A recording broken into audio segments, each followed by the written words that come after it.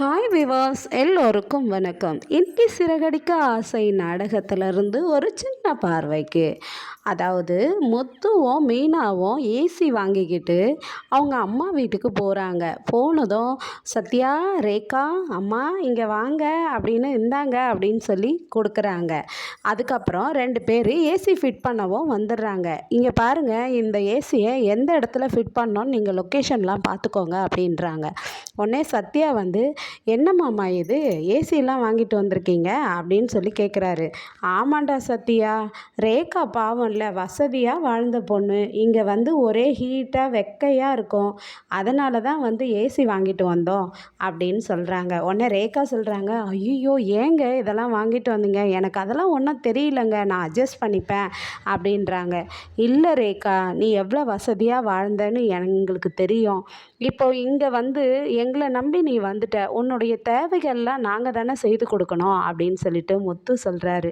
அப்படிலாம் இல்லைண்ணா, எனக்கு சத்யா கிடச்சதே பெரிய வாழ்க்கை, அதுவே எனக்கு பெரிய சந்தோஷம், இந்த வசதியெல்லாம் நான் விரும்பலை அப்படின்றாரு. அம்மா, உனக்கு அந்த வசதியெல்லாம் விரும்பலைன்னு சொல்கிறது உன்னுடைய பெருந்தன்மை, இருந்தாலும் உனக்கு நாங்கள் தேவையானதை செய்து கொடுக்கணும்ல, நீ எங்கள் வீட்டு புள்ள இல்லைம்மா அப்படின்றாரு முத்து. எனக்கு ரொம்ப இது மாதிரி ஃபேமிலி கிடச்சிது ரொம்ப சந்தோஷம்ண்ணா. அத்தையும் என்னை ஒரு வேலை கூட விட மாட்டேன்றாங்க, எல்லாருமே என்னை ரொம்ப பாசமாக பார்த்துக்கிறீங்க, நான் வெரி லக்கி அப்படின்னு சொல்கிறாங்க ரேகா. அதுக்கப்புறமா வந்து இந்த மனோஜ் வீட்டில் வந்து மனோஜ் என்ன பண்ணுறாருன்னா 5 லட்சம் ரூபாய் பணத்தை எடுத்துக்கிட்டு ரோகிணியை போய் பார்க்க போகிறாரு. ரோகிணியை நான் பார்க்கணும் அப்படின்னு சொல்கிறாரு. உடனே உள்ளே தான் இருக்கிறாரு மாப்பிள்ளை, என் பொண்ணுக்கு வாழ்க்கை கொடுங்க மாப்பிள்ளை, என் பொண்ணை கைவிட்டுறாதீங்கன்னு அவங்க அம்மா கேட்குறாங்க. உள்ளே தான் இருக்கா பாருங்க, போங்க உள்ளே போய் பேசுங்கன்றாங்க. உள்ளே போனதும் ரோகிணிக்கு வந்து, என்ன மனோஜ் வா, என்ன நம்ம குழந்தை எப்படி இருக்குன்னு கேட்குறதுக்காக வந்தியா அப்படின்னு சொல்லி கேட்குறாங்க. அதுக்கப்புறம் இந்த பணம் அப்படின்றாரு. எதுக்கு இந்த பணம், நான் வந்து இந்த பணம் வேண்டாம் அப்படின்னு சொல்கிறாங்க ரோகிணி. அப்போ மனோஜ் சொல்கிறாரு, நீ தானே இந்த பணத்தை கேட்ட, இது உன்னோடது தானே அப்படின்னு சொல்கிறாரு.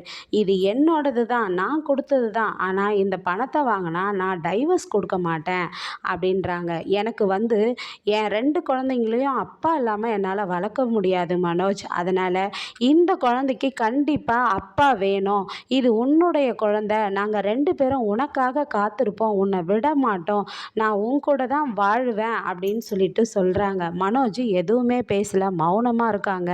அதாவது மனோஜ், ஒரு குழந்தை தான் அப்பா ஆசைக்காக ஏங்கி வளர்ந்தான், அதுபோல் இந்த குழந்தையும் வளரணுமா, எனக்கு அதனால் காசெல்லாம் வேண்டான்றாங்க. அப்போ மனோஜ் என்ன சொல்கிறாருன்னா, இது உன்னுடைய பைசா ரோகிணி, அதனால் நீ வச்சுக்கோ, மெடிக்கல் செலவுக்காக வச்சுக்கோன்றாரு.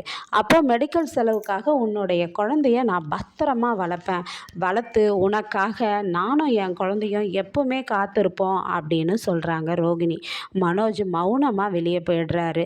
அதுக்கப்புறமா மீனா வந்து ரொம்ப பெருமையாக இங்கிலீஷ் கற்றுக்கணும்னு சொல்லிட்டு ஒரு ஹோட்டலில் ஸ்வேதாவோட எல்லாருமே பேசிக்கிட்டு இருக்காங்க. அப்போது ஸ்வேதா, நான் உனக்கு ஒரு கிஃப்ட் வாங்கிட்டு வந்திருக்கேன், நான் வந்து ரொம்ப ஈஸியாக இங்கிலீஷ் கற்றுக்கிட்டேன், நீங்கள் வந்து அந்த அளவுக்கு ஈஸியாக எனக்கு சொல்லி கொடுத்தீங்க, இதனால தான் என்னுடைய பிஸ்னஸில் நான் முன்னுக்கு வர முடிஞ்சது, அச்சீவ் பண்ண முடிஞ்சது, ஆனால் எனக்கு இதனால் ரொம்ப பெருமையாக இருக்குது அப்படின்றாங்க. அதே மாதிரி முத்தும், நானும் இங்கிலீஷ் இப்போ சரளமாக பேசுகிறேன்றாரு.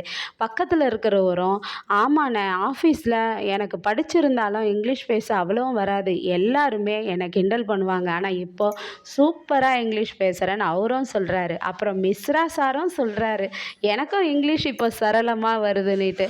அப்போது மீனாவை பற்றி கேட்குறாங்க ஸ்வேதா. அண்ணா, எப்படி மீனாவை பற்றி என்ன நினைக்கிறீங்க அப்படின்ட்டு மிஸ்ரா கிட்ட கேட்கும்போது, ஒரு ஹஸ்பண்டாக முத்து மீனா சிஸ்டருக்கு ரொம்பவே உதவி பண்ணியிருக்கிறாரு. அவர் இல்லைன்னா அவங்களால அச்சீவ் பண்ணியிருக்க முடியாது. அதனால் ஒரு ஒய்ஃப்ன்றவங்க கனவுகளோடு வருவாங்க.